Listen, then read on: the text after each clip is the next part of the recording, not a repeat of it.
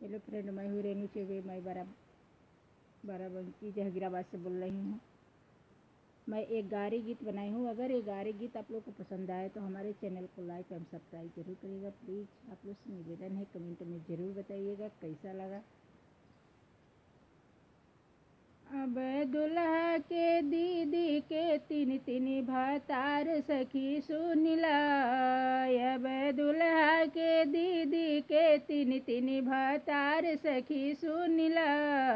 अब दुल्हा के दीदी के तीन तीन भतार सखी सुनिला। एक घर रखावे, एक बाहर घुमावे, एक घर रखावे, एक बाहर घुमावे, एक रतिये में करे इंतजार सखी सुनिला।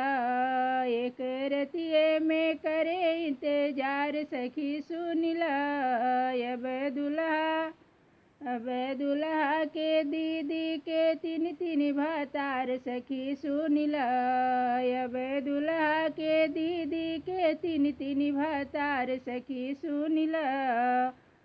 अब दुल्हा के दीदी के तीन तीन भतार सखी सुनिला।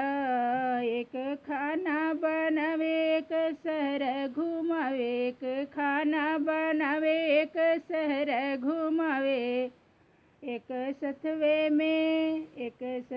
में लगे ही जड़ा सखी सुनिला। अब दुल्हा के दीदी के तीन तीन भतार सखी सुनिला।